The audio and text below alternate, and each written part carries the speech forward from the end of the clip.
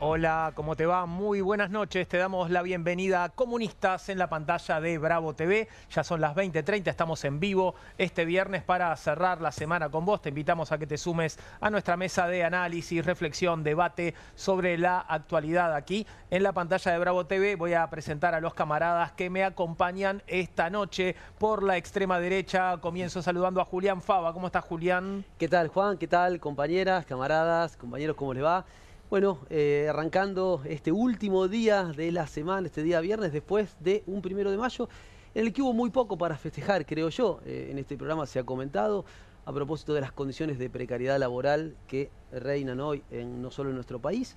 Y también quería destacar una dimensión que tiene que ver con eso que Lukács llamaba, el filósofo húngaro, la ontología del ser social, el trabajo como estructurador de la sociedad, el trabajo como realizador, no solo de las ganancias de un pequeño grupo, sino como una herramienta en la que el ser humano de algún modo se va realizando. Bueno, eso hoy está en discusión quizás más que nunca a propósito de las nuevas tecnologías, de la inteligencia artificial, de la robótica, de esas cuestiones que efectivamente son las cuestiones que tiene que discutir hoy el mundo del trabajo y en particular nuestros representantes, ¿no? Voy a saludar también, ya la estás viendo, ahí junto a Julián Fava, Eugenia Milchestein. ¿Cómo estás, Eugenia? ¿Todo bien? Hola, Juan, ¿qué tal? Muy contenta de estar acá. Creo que vamos a hablar de libertad de expresión. A mí lo que me intriga mucho es cómo este gobierno cree en la libertad de mercado, pero se apura a terminar con el periodismo antes de que lo haga la gente. Y si la gente no odia lo suficiente al periodismo, es una profesión que tiende a desaparecer, dijo Caputo. ¿Por qué no ponen presos periodistas? Dijo el Gordo Dan. Están más apurados que la gente en ver terminar el periodismo. Así es, vamos a estar hablando de eso en instantes nada más, pero antes seguimos presentando a la mesa. Mercedes de Alessandro, ¿cómo estás? ¿Qué tal? ¿Cómo están? Muy bien. Bueno, yo soy Mercedes de Alessandro, economista, y como hoy vamos a hablar un poco de la serie del momento, no la había visto, confieso que no había visto, y hoy miré el primer capítulo para poder spoilear algo. Ok, perfecto, no vamos a spoilear nada, voy absolutamente. A spoilear no, todo, no sí. lo voy a permitir, no voy a permitir que spoilees. Yo la vi toda, pero igual soy respetuoso del público. ¿Y de qué estamos hablando? Obviamente de El Eternauta, la serie que está enorgulleciendo a los argentinos en este momento, una de las más vistas en todo el mundo en Netflix, y tenemos a uno de sus responsables con nosotros, Ignacio Paul. Bienvenido, Ignacio, gracias. Buenas noches, muchas gracias por el espacio. Nada, un día muy especial para nosotros. Todo el equipo del Eternauta está muy emocionado de lo que está pasando en el mundo entero. Está rompiendo muchos récords que no esperábamos, así que un día muy, muy, muy especial. Supervisor de efectos visuales, ahí está tu presentación, es exactamente lo que estuviste haciendo para El Eternauta. Nos vas a contar detalles dentro de un ratito, Ignacio. Exactamente, sí, totalmente. Gracias por estar con nosotros. Vamos a entrar en el primero de nuestros temas, en minutos hablamos del Eternauta, pero antes, libertad de expresión. A propósito de, en fin, algunos episodios que hemos visto en los últimos días, esta imagen tan perturbadora de Santiago Caputo allí sacándole la foto a la credencial de un fotoperiodista, las declaraciones del presidente Milei reclamando más odio para los periodistas, en fin, todo eso en el contexto de que Argentina, y esto viene del informe, la clasificación mundial de la libertad de prensa 2025, informe anual de Reporteros Sin Fronteras, cuenta que Argentina sufrió uno de los mayores retrocesos en libertad de prensa, cayó 21 posiciones, pasó del lugar número 66 al 87 sobre 180 países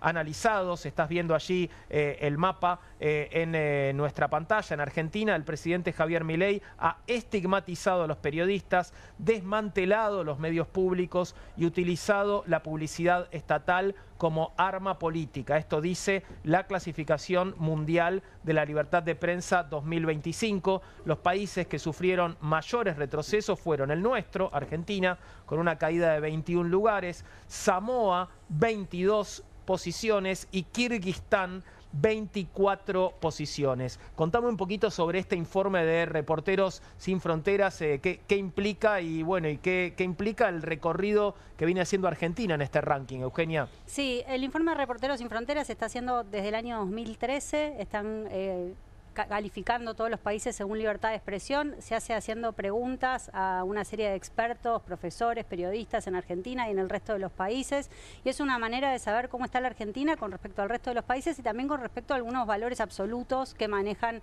en Reporteros Sin Fronteras. Además de la caída en el ranking, Argentina pasó de tener 77 puntos sobre 100 en 2022 a 56 puntos en 2025, o sea, si 0 es 0 libertad de expresión y 100 es toda la libertad de expresión, Argentina perdió 20% de esos puntos en 2 años, específicamente en el gobierno de Milei. Ya venía bajando en el ranking en el último año del gobierno de Alberto Fernández, pero siguió bajando todavía más.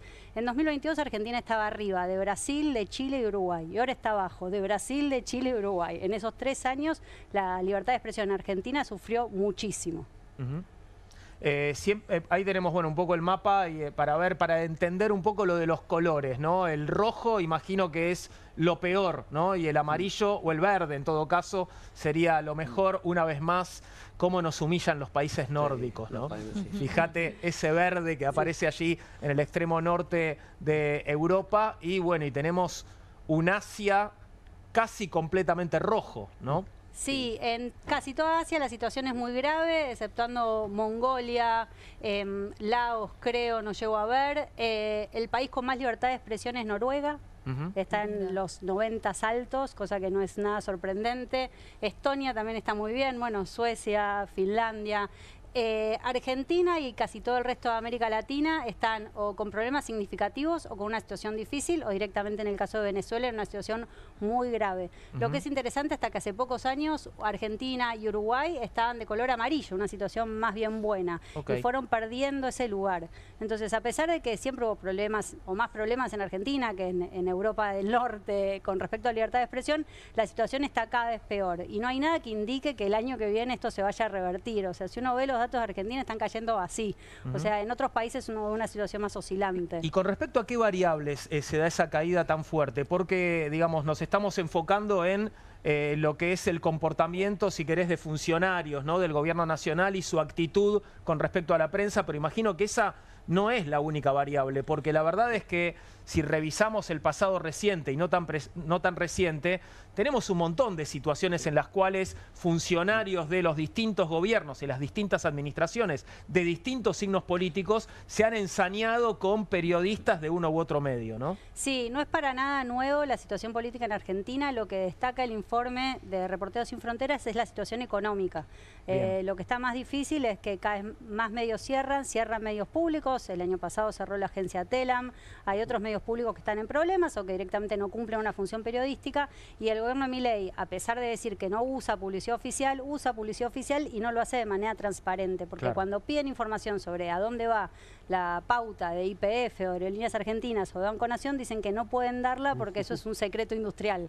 O sea, sería darle demasiado... Sí, pero sería ¿cuál sería el secreto industrial ahí? ¿No, ¿sabés algo de esto vos, Mercedes? No sé nada. Lo que sí sé es que tengo muchos colegas, amigos, conocidos que trabajan en medios autogestivos y es un problema, porque en un momento florecieron muchos espacios de estos, ¿no? Hoy lo estamos viendo con el streaming, pero antes de eso había muchos medios digitales, cuando la internet de alguna manera convocó y democratizó el acceso a la información por distintas vías. Tener un celular y poder buscar lo que vos querés y encontrar la información y todo eso. Y eso, obviamente, con la crisis económica se fue cayendo, empezaron a cerrar muchos y además también está esta figura del trabajador precarizado que tiene que juntar 3, 4 laburos para poder llegar a fin de mes y que obviamente empobrece también la calidad de la información que se brinda, de lo que se profundiza, de lo que se investiga. Entonces creo que eso también es un déficit hacia quienes quieren ser informados, quienes necesitan el cierre de Telam, que decía Eugenia, justo estaba hablando con una compañera que trabajaba en Telam, y nos decía que ahora van a hacer en este mes alguna actividad para mostrar un poco el impacto que ha tenido, sobre todo en las provincias. Claro. Porque Telam era un medio que yo cuando estaba trabajando en el gobierno, por ejemplo, en la dirección que teníamos, las cosas que queríamos que llegue a todo el país era Telam. Claro. Porque Telam te ramifica y te lleva Y la todos red de los Radio medios. Nacional, que también se vio bastante golpeada, ¿no? Exacto, entonces vos tenías un canal de comunicación directo con las provincias de ahí levantaban esa información, eso fluía. Hoy no solo no sale de acá hacia afuera, sino que tampoco viene de Misiones, Chaco, Corrientes. Yo soy misionera, chequeo el diario de Misiones de Chusma para ver qué pasó, siempre conozco a alguien, pero la verdad que no me voy a ver qué pasa en Salta o en Chubut, y Telam antes juntaba y generaba eso, y hoy es parte de esta pérdida, digamos, para todos y todas, porque es una pérdida que tenemos también quienes queremos ser informados. Sí, no solo eso, el informe de Reporteros Sin Fronteras también dice que a pesar de que en la ciudad de Buenos Aires, un área metropolitana de Buenos Aires, donde vive un 30 o un 40% de la población, los medios, sigue habiendo muchos medios muy vibrantes, en el resto de Argentina, sobre todo en las provincias más lejanas, hay menos medios de comunicación y tienen menos libertad porque muchas veces dependen casi exclusivamente de la pauta oficial de la provincia o el municipio, y lo que hacía Telam de alguna manera era que permitía dar información sobre temas que los medios locales no podían cubrir. Entonces, aunque vos leas el diario Misionero, tal vez hay cosas que no te enterás porque al gobernador o al intendente de Posadas o a quien sea no le conviene. Y Telam sí podía cubrir eso porque estaba un poco más separada de la realidad provincial. Bueno, el caso cercana. de este libertario que en Misiones, ¿no? Me acuerdo, ¿no? Esto que vos decís, el caso del libertario que tuvo problema de pedofilia, que le encontraron en la computadora, un montón de cosas. Es un caso que si hubiese pasado acá en Buenos Aires hubiese sido un escándalo alucinante, y pasó en Misiones, como era cercano a uno o a otro, lo fueron tapando, escondiendo, y salió un poquitito y no cobró la dimensión que tenía. Digo, eso también es parte de un caso de pedofilia tremendo. Creo que podemos ver un poco más en detalle el mapa de la región para ver qué está pasando aquí. Bueno, ya no un mapa, sino un cuadro que nos muestra la evolución de la libertad de expresión en los países del Cono Sur, ¿no? Como la economía está en caída, ¿no? Sí. Quería señalar algo, ¿no? A propósito de 2022, respecto al presente, una caída de 20 puntos, según el informe que comentaban las compañeras, ¿no? De la libertad de expresión. Y es paradójico, porque este gobierno se dice, o que levanta las banderas del liberalismo, y uno de los pilares estructurales históricos del liberalismo fue la libertad de expresión, la libertad de prensa. En este sentido es bastante paradójico. Eso por un lado, ¿no? Es un gobierno que se dice liberal y no levanta las banderas del liberalismo, una de ellas claramente, ¿no?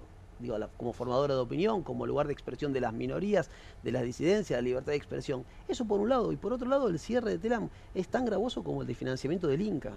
Digo, impactan directamente en la construcción de un sujeto cultural, impactan directamente en la construcción de una cultura con todas sus diversidades. Digo, son dos operaciones que creo que van de la mano en función de esta suerte de sueño autocrático que lleva adelante Javier Milei. Vamos a ver las 4 preguntas clave de este informe, del informe anual de Reporteros Sin Fronteras, para entender también a dónde pone el foco el informe para determinar qué tanta libertad de expresión hay en un país o en otro, ¿no? Esta es la primera pregunta. ¿Logran los medios de comunicación alcanzar la estabilidad financiera? Creo que por la experiencia que tenemos aquí, hay varios que somos trabajadores en medios de comunicación hace un tiempo relativamente largo y podríamos decir que, por lo menos por lo que nos cuentan, no. No, y eso tiene consecuencias porque los medios que no logran alcanzar la estabilidad financiera dependen muy directamente de los anunciantes que tienen todas las semanas o todos los días para poder seguir saliendo al aire. Claro. Entonces el principal riesgo es no hacer enojar al anunciante, el que sea. Efectivamente, sí, claro. Después también tenés medios cuya financiación es, por decirlo de algún modo, opaca, ¿no? Sí. Y también experiencias de inversores, por así decirlo, que en algún momento invierten en medios y luego se retiran. Ha pasado en la Argentina, en el pasado no tan lejano, es decir, utilizan el medio como un medio para otra cosa, no como un medio de comunicación, digamos. Ahí tenemos la segunda pregunta. ¿Se han producido cierres de medios debido a dificultades económicas en su país? La respuesta es sí, ¿no? Sí, a dificultades económicas y también a decisiones políticas, claro. ¿no? Entonces, no están separadas las dos cosas. Seguro. El medio no se sostiene por sí solo, la política deja de apoyarlo o decide cerrarlo, y entonces terminan cerrándose medios. Estas son las preguntas que le hacen a los expertos para que definan el nivel de libertad de expresión que hay en la Argentina y también en los otros países. Sí, pero también decíamos el caso Milei, digamos, no es una cuestión económica el cierre de la TV pública, de Telam. Claro. La amenaza el otro día, que fue el debate, ustedes lo estuvieron comentando en la semana, Adorni diciendo, me estoy yendo a ese canal que hay que cerrar, ¿no? Digo, estaba yendo al debate diciendo que había que cerrar el canal en donde se transmitía el debate, que es el canal de la ciudad. Entonces digo, eso... No sé si eran rentables en términos financieros, muchas veces también lo que hacen es vaciarlos de financiamiento para después decir que no son rentables o sacarle la pauta, o sacarle los auspiciantes o no pagar los sueldos correspondientes. Entonces los trabajadores obviamente generan algún conflicto o movilización para luego decir que no sirven, que son malos y que hay que cerrarlos. Pero Milei ya arrancó de entrada diciendo esto hay que cerrarlo y bueno, lo ha hecho y es una decisión política, digo, más allá de lo financiero, fue una decisión política. Sí, hasta ahí. Decía que había que cerrar Canal 7 y después le pareció genial tener las cámaras, los equipos a disposición para que lo grabaran yendo y viniendo al Congreso, y entonces Canal 7 no lo cerró. Y está usando las cámaras en las que invirtieron gobiernos anteriores, que está perfecto, para mostrar lo grosso que es transmitir en cadena nacional cada paso que da, etcétera. Entonces, muchas veces lo que pasa es que los gobiernos prometen cerrar cosas. Yo estoy segura que si Adorni llega a ser jefe de gobierno de la ciudad, no va a cerrar el canal de la ciudad, lo va a usar para mostrar lo bueno que es su mandato. No sé cuánta gente lo va a ver, pero seguramente lo va a intentar. Sí.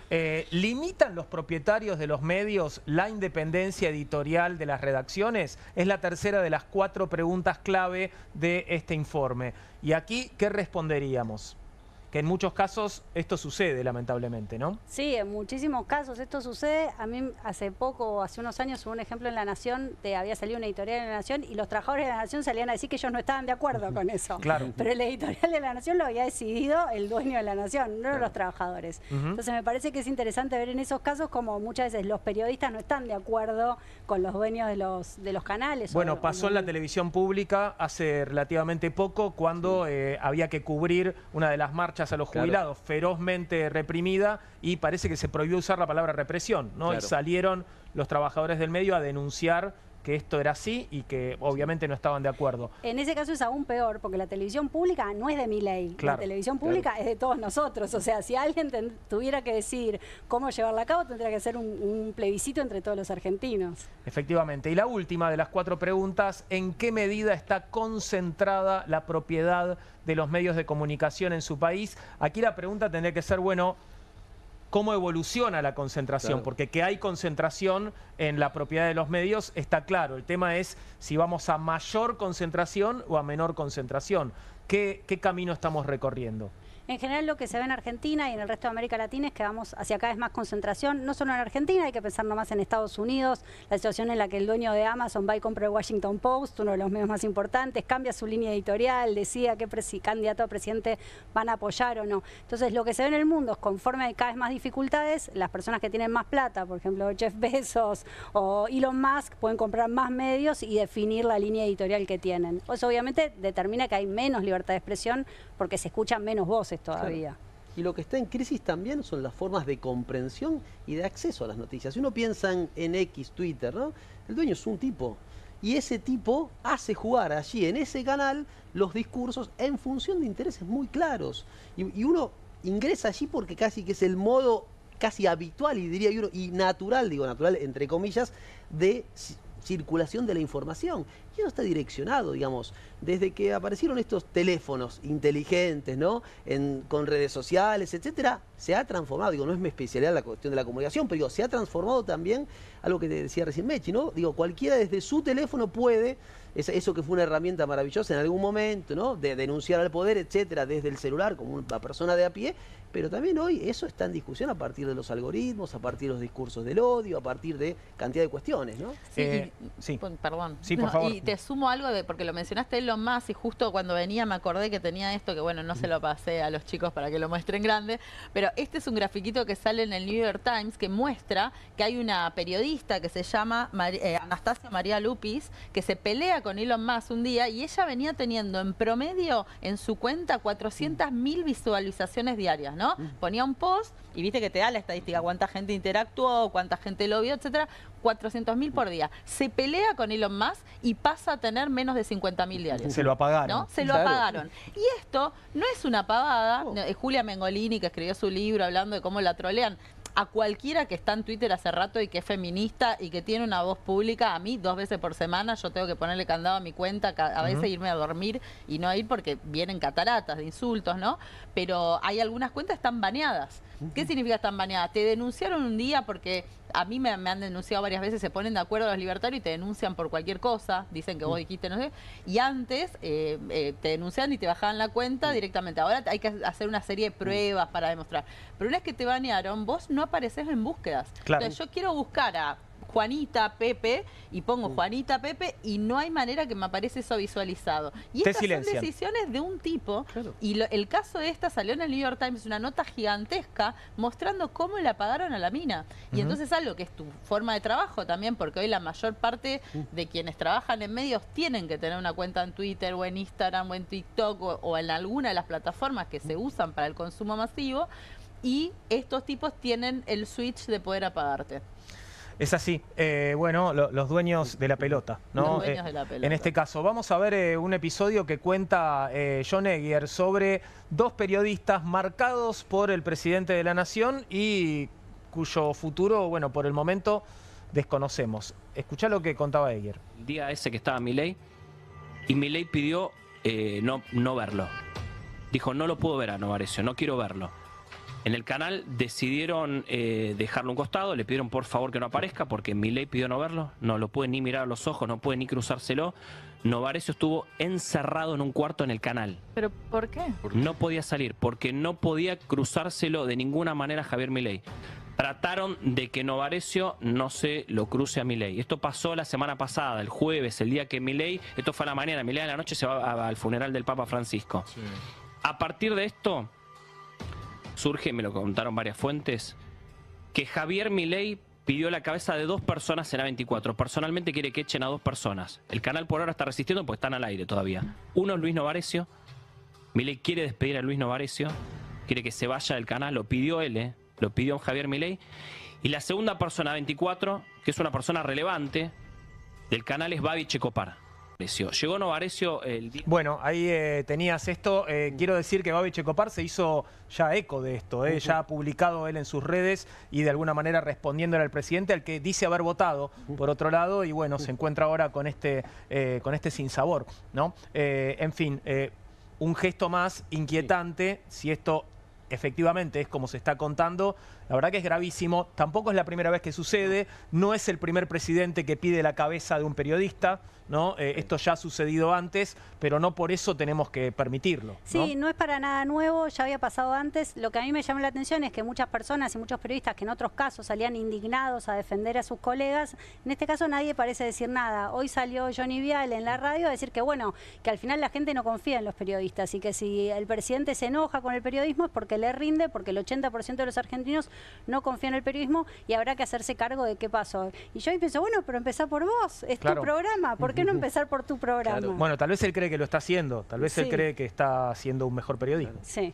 Y las situaciones del orden de lo siniestro, digo, un periodista encerrado en un cuarto y que no se puede cruzar con el presidente de la nación. Pensemos en el poder del presidente de la nación, ¿no? Con todo el poder del Estado detrás, frente a un periodista y en un foro que, digamos, no es un foro comunista. Nadie podría, zurdo, como digo, comunista en el sentido de como lo llama Javier Milei, nadie podría pensar ni que Novarecio, ni que Babi Checopar son 2 periodistas opositores a Milei de por sí, ¿no? En este sentido, eso también habla del presidente, ¿no? Que tiene un encono particular y mayor con aquellos periodistas que él quizás consideraba que iban a estar de su lado. No importa tanto, por decirlo de algún modo, C5N o Página 12, por poner títulos. O en medios, o que trabajan en medios que deberían ser amigables con su figura, ¿no? Y esto digo, lleva a agresiones por parte de la sociedad civil, como lo que sucedió. Tweets que dicen no odian lo suficiente a los periodistas, ya van como 3 o 4 que ponen pidiendo más odio. Pidiendo más odio. Hay uno por día de esos. Sí, y además relata además todas las cosas que él no querría que le sucedan y pone como que los periodistas van y lo escupen, que lo cachetean, que no sé qué, viste, como genera también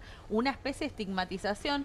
Y digo, yo creo que hay veces que estamos medio ya anestesiados ante todo esto, porque bueno, también lo he hecho con artistas, que te diga Lali Depósito, Lali se la banca, es una petiza que se la banca, ¿no? Pero digo, hay mucha gente que deja de participar en la conversación pública. Yo te digo, yo desde el feminismo, tengo un montón de compañeras que cuando ganó Milei cerraron su cuenta, se pusieron candado por el nivel de hostilidad que reciben. Y vos decís, bueno, son redes sociales, es la vida virtual. No, no, no es la vida virtual. Es todos los días yo miro mi cuenta de Twitter y es mi manera de trabajar también. Entonces, si yo no puedo entrar a mi cuenta de Twitter porque me están insultando, es un problema. Y eso le pasa a muchísimas personas que se oponen a este gobierno o que, como Novarecio, simplemente dijeron que no estaba bueno el discurso de Davos, ¿no? Claro. Vamos a cambiar de tema, pero antes de pasar a hablar del Eternauta, aprovecho la presencia de Ignacio Paul para preguntarte, Ignacio, si esto de lo que estamos hablando, digo, vos trabajás en la industria cultural, si no trabajás en un medio de comunicación, sí, en la industria cultural, ¿te interpela de algún modo? Digo, ¿sentís que resuena también en tu ámbito esto de lo que estamos hablando? Todo lo que están diciendo es un poco la realidad, claramente, en ese sentido, de muchos trabajadores de la industria audiovisual, desde ya que hay muy poco trabajo actualmente por la paralización que todos estamos al tanto de lo que no se produce, digamos, hoy en día en el cine nacional. Así que hay una preocupación en el sector en general, desde ya. Me sorprende la necesidad y el día ideal quizás acá para hablar de esto, de la importancia que tiene también el mensaje de la historia original de Eternauta, cómo todo está relacionado de alguna manera y cómo esta cuestión de la libertad de expresión y de que quizás atacan a uno pero nadie lo defiende, digo, esto de nadie se salva solo, me parece que resuena bastante en estas semanas, ¿no? Totalmente. Voy a presentar el tema y enseguida nos va a contar mucho más, Ignacio, porque vamos a hablar de El Eternauta, la serie del momento, sin duda. Figura entre las 3 más vistas del mundo en Netflix y ya se confirmó que tendrá segunda temporada. Hablamos de la adaptación de la obra de Héctor Germán Oesterheld y Francisco Solano López, publicada originalmente en 1957 y que ya está haciendo historia en la plataforma. Y obviamente hablar del Eternauta nos lleva también a hablar de la historia argentina. Resuena el Eternauta en la memoria como un símbolo de resistencia, ahora en formato audiovisual. Y sabés, ¿no? La dirigió Bruno Stagnaro, la protagoniza Ricardo Darín, pero vuelve a traer también a la agenda la historia de Héctor Germán Oesterheld y su familia, porque fue una familia con la cual la última dictadura militar se ensañó particularmente. Héctor Germán Oesterheld, militante montonero, fue desaparecido por la dictadura de Jorge Rafael Videla hace 48 años, junto a sus 4 hijas, sus yernos y 2 de sus nietos nacidos en cautiverio. De hecho, muchos de los afiches de la serie que están empapelando la ciudad en este momento fueron intervenidos con las imágenes de varios de los desaparecidos de la familia. El 27 de abril de 1977, Héctor fue secuestrado en La Plata por un grupo de tareas de la dictadura cívico-militar. Tenía 57 años. Fue visto en el Sheraton, esto es la comisaría de Villa Insuperable, en el Embudo y en Campo de Mayo, pero su paso más documentado fue por el centro clandestino de detención, tortura y exterminio El Vesubio, en Aldo Bonzi, en un predio del Servicio Penitenciario Federal. Si hablamos de su familia, la primera en desaparecer fue su hija Beatriz Marta Oesterheld el 19 de junio de 1976 a los 19 años. Su cuerpo apareció 2 días después en Virreyes, provincia de Buenos Aires. Diana Irene fue secuestrada 2 meses después, el 7 de agosto de ese año. Tenía 23, un hijo de 1 año y estaba embarazada de 4 meses. Marina fue secuestrada y desaparecida el 27 de noviembre del 77, junto a su esposo Alberto Seindlis en San Isidro. Estela Inés, la mayor de las hermanas, fue secuestrada el 14 de diciembre de ese mismo año. Intentó escapar y fue herida de bala. A pesar de ser llevada al hospital de Adrogué, no volvió a saberse de ella, y a su pareja Raúl El Vasco Mórtola también lo masacraron a balazos después de intentar permanecer oculto en una vivienda. La única sobreviviente fue Elsa Sánchez, esposa de Héctor. Después del secuestro de toda su familia, se sumó a Abuelas de Plaza de Mayo para continuar su búsqueda por la memoria, la verdad y la justicia, y murió a los 90 años en 2015. Digo, el estreno del Eternauta también, entre otras cosas, sirve para que volvamos a revisar nuestra historia y a hablar de casos como este, ¿no? De la tremenda atrocidad, crueldad, del accionar despiadado de la dictadura que se llevó puesta a una familia entera, la familia del creador de El Eternauta. y pensaba que hablábamos de Campo de Mayo, ¿no? Uno de los lugares en los que estuvo detenido Oesterheld, y Campo de Mayo cumple un rol muy importante en la historia, Exacto. en la historia original y también en esta adaptación, Ignacio. Totalmente, sí, es una de las tantas locaciones que suceden en esta adaptación del clásico y de la gran obra que hizo Oesterheld. Así que sí, es un punto emblemático. Algo de la serie que es muy interesante también es cómo se muestra al ejército argentino. Me parece que se da una visión bastante interesante que recomiendo que justamente la serie para ver cómo se trató de decir, bueno, estamos todos en una invasión extraterrestre, estamos todos obviamente utilizando la ficción para hablar de cosas más importantes, pero hablar un poco de la unidad también nacional, y justamente en el momento en que aparece el ejército argentino y todo lo que sucede en Campo de Mayo, hay una cuestión ahí de que todos están muy unidos, lo cual es algo que ojalá suceda en algún momento, ¿no? Esa está curioso, ¿no? Porque claro, contémoslo esto sin spoilear demasiado, porque esto ya se ha dicho, la serie traslada las acciones originales de la historieta de fines de la década del 50 a la actualidad, y entonces el protagonista, que es Ricardo Darín, Juan Salvo, es un excombatiente de Malvinas, ¿no? Ahí ya tenés, bueno, una primera aparición de la historia, ¿no? De la historia argentina en la serie, pero este detalle curioso del ejército es que el ejército argentino es aquí un arma de la resistencia, digamos, de la especie, ¿no? Contra los extraterrestres. Totalmente, sí, es muy interesante cómo está abordado, y también, bueno, como uno de los personajes, que es Favali, de repente se transforma en una pieza clave para ayudar al ejército. Bueno, estamos poniendo mucho a la serie, me parece. Sí. Así que, pero sí, recomiendo... Después me decías a mí, ¿eh? Bueno, pero son cosas que, viste, están contadas. Hablemos un poco de tu trabajo en particular, Ignacio. ¿Qué fue lo que hiciste para la serie como supervisor de efectos visuales? Bueno, es muy impactante visualmente, esto está clarísimo, ¿no? Muchas gracias. Sí, mi trabajo arrancó alrededor del 2020, estábamos en plena pandemia, y la productora KS Films nos contacta a través de Ezequiel Rossi, que le mando un saludo, porque fue la persona que nos introdujo en este hermoso viaje que fue este proyecto. Y en ese momento la productora necesitaba encontrar una manera de que Bruno Estañaro pudiera llevar adelante su visión, que era bastante complejo técnicamente, y que claramente nevar Buenos Aires no era algo tan simple. Bruno tenía muy clara la visión estratégica de cómo convenía hacerlo, que era prácticamente, resumido en un par de palabras, es escanear la ciudad de Buenos Aires con un par de dispositivos. Uno de ellos se llama LIDAR, pero también utilizamos drones volando alrededor de ciertas calles. Y una vez que logramos, también sacamos muchas fotos, y una vez que logramos digitalizar ciertos sectores de Buenos Aires, los pasamos a un modelo 3D, y con ese modelo 3D logramos hacer todo lo que quisimos: nevarlo, destruirlo, cambiarle las puertitas, ponerle lo que quisiéramos, para poder contar con esas locaciones todo lo que sucede en la historia de la serie. La verdad que es un proceso que después se utilizó justamente con lo que se llama Virtual Production, que es también un área que estuve supervisando junto con Pablo Acame, que estuvimos ahí espalda a espalda. Ambos somos de Control Studio y estuvimos muy metidos en lo que es el inicio de todo este desarrollo técnico.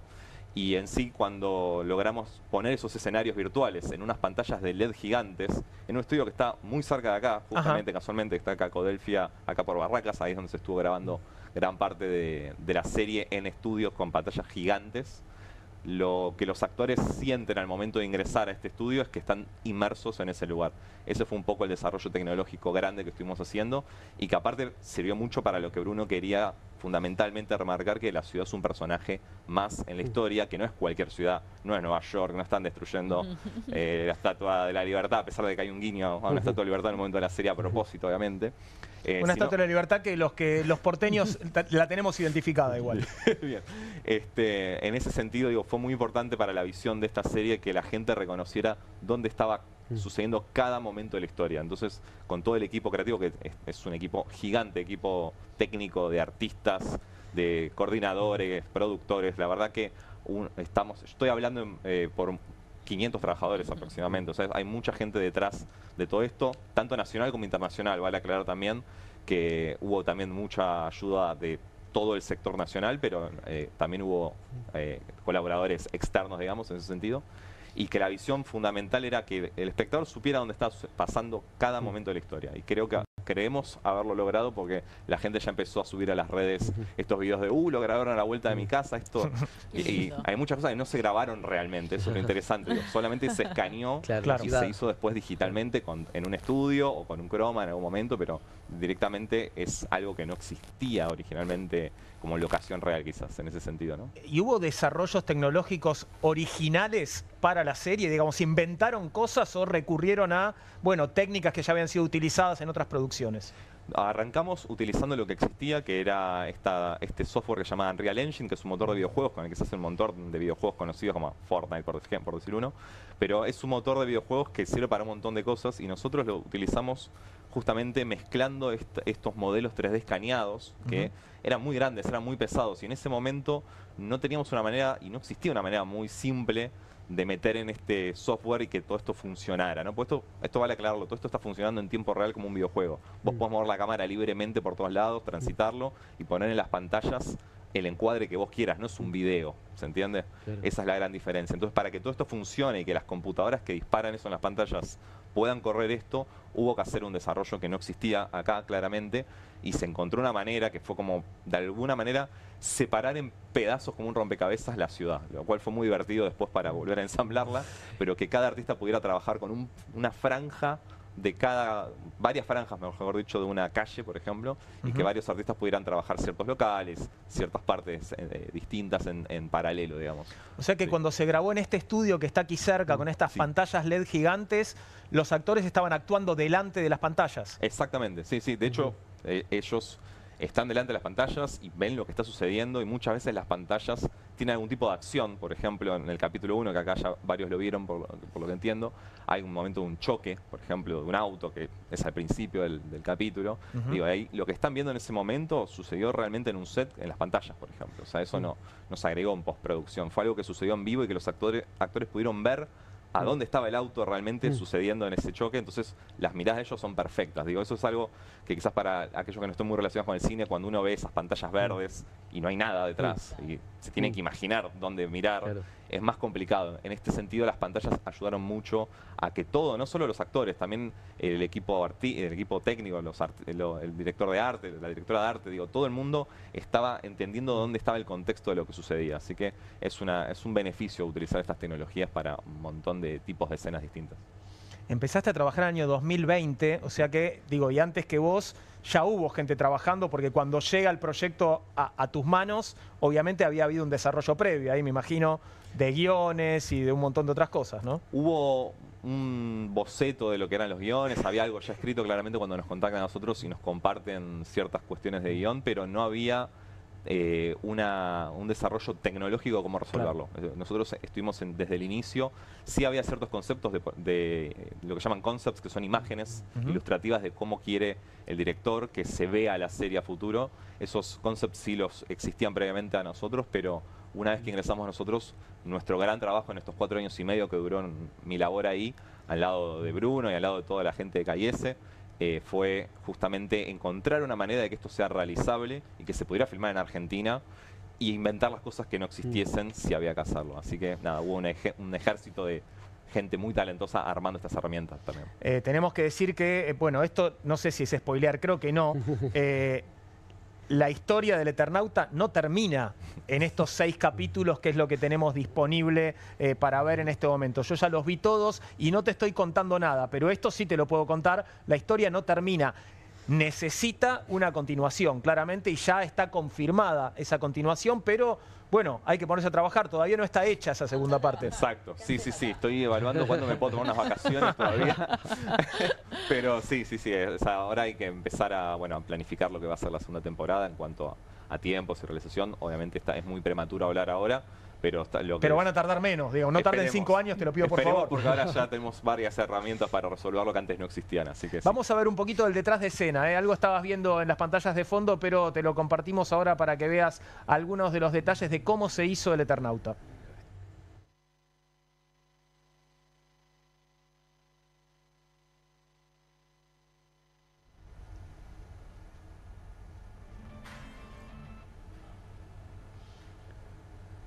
Esto, por ejemplo, que estamos viendo, digo, ahí lo tenemos el personaje de Ricardo Darín, lo veíamos recién. ¿Está caminando de verdad por ahí o esto es una construcción hecha en el estudio? Bueno, ese plano final que vieron ahí, que es prácticamente como cierra el primer capítulo, se hizo en un estudio donde se llenó de nieve el piso prácticamente. El equipo de nieve práctica fue también épico lo que hicieron a nivel. Por ejemplo, acá en el puerto, cuando se los ve en el puerto, creo que es el puerto de Olivos, ¿no? Uno de esos puertos. Sí, en algunos casos se fue a la locación real y se agregaron cosas, como es el puerto de Olivos. En el caso de que estábamos hablando antes del final del capítulo 1, por ejemplo, es un estudio y ahí se recreó completamente de manera digital. Estamos viendo un poco el paso a paso de cómo se hacen los escenarios. Y ahí estamos viendo también un poco cómo es el armado de estas pantallas de las cuales hablaba antes, donde en esas pantallas que son enormes, son como super televisores gigantes, se fue desarrollando justamente lo que es el fondo en vivo y se grabaron, ven, ahí están ciertos actores delante de esas pantallas, así que sí.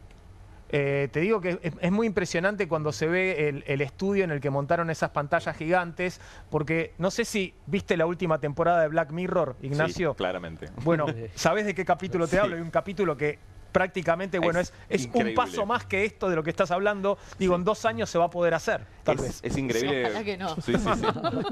Ojalá que no. Ojalá que no. Una cosa que sucede en ese capítulo, casi que nos sucedió a nosotros en cierto momento, fue muy gracioso cuando lo estaba viendo. Dije, esto nos pasó a nosotros, que se les apaga como la manera de conectarse con las computadoras a ellos. Bueno, en un momento nosotros perdimos un poco el control de las computadoras y seguía corriendo la escena.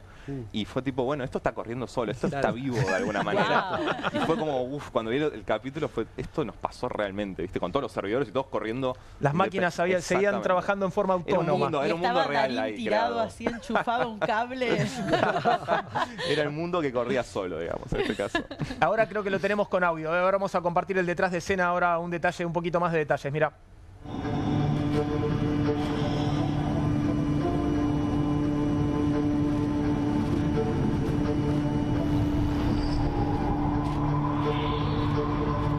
Ya de muy chico que quería ser el Eternauta. Lo que pasa es que en aquel momento era una cosa obviamente lejana e inaccesible.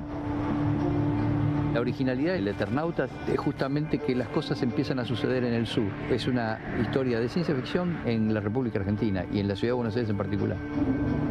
Las invasiones no ocurren solamente en Nueva York y me parece que eso en sí mismo es algo que es atractivo de ver. La ciudad es un personaje vivo más y siento que fue muy afortunado el hecho de que justo en el momento en que intentamos hacerlo, se abrió una puerta tecnológica que hizo que estuviera mucho más cerca en relación a transformar una ciudad que está viva en la ciudad del Eternauta. Para poder contar la historia del Eternauta, claramente había que hacer un desarrollo tecnológico que no existía por las condiciones en sí de la historia, donde todo Buenos Aires está nevado, o sea, está todo medio apocalíptico y realmente ciertas locaciones serían imposibles de filmar en locaciones reales. Esta técnica nos permitió grabar en Buenos Aires sin que sea Buenos Aires en realidad. Tenemos a Buenos Aires atrapado en esa pantalla con nieve, digamos. La técnica de la Virtual Production y utilizar pantallas para que tanto los actores estén viendo lo que está pasando como así genere algo mucho mejor sobre la iluminación en sí del set era medio fundamental. Facilita mucho el laburo del actor en el sentido de que vos estás viendo en tiempo real las cosas que tenés que construir. Lo vuelve, creo, mucho más realista y mucho más efectivo. Muy mágico, parece que estuviéramos circulando por dentro de esa pantalla aunque estemos afuera. La verdad que es un lujo, estamos jugando en las grandes ligas. Nosotros no es que resolvimos todo con las pantallas, es como un popurrí de recursos. Siempre que podíamos ir a un espacio real, tratamos de ir al espacio real. Estamos generando nieve en una ciudad donde no nieva, estamos nevando Buenos Aires. En la búsqueda estética de cómo se ve por cámara la nieve, fuimos encontrando diversos elementos para llegar a lo que tenemos al día de hoy. Sal, espuma, celulosa y gel de pañal de bebé. Complicadísimo, no sabes cómo resbala el gel de pañal de bebé. Conocí el Eternauta más o menos a los 15 años y me lo tatué en mi cuerpo cuando tenía 18 años como mi primer tatuaje. Me siento agradecido y bendecido por estar participando, no solo del Eternauta, sino haciendo la nieve del Eternauta. La muralla fue un hito construirlo porque era uno de los primeros escenarios en donde veías la invasión, ¿no? Hablar de la muralla era como algo, el Everest, y verla ahí plasmada fue realmente un desafío. che, la muralla existe, está acá, mirá, son estos 30 metros de autos apilados. Y muy difícil también técnicamente, porque había que apilar los autos y que eso tuviera una belleza, para decirlo de alguna manera, que no fuera una chatarrería y a la vez que sirviera el relato. Es un desafío realmente muy grande. No hay mucho historial en nuestro país de ciencia ficción hecha, mucho menos a este nivel. Es un sueño cumplido haber podido estar dentro de la producción y cuando nos enteramos de que Netflix lo iba a estar produciendo esto, sí, no sé cómo ni sé qué, no sé quién, no sé cómo, pero necesitamos llegar a esa producción de alguna manera. Formar parte de este equipo es un orgullo. Es una alegría total ser parte de esto.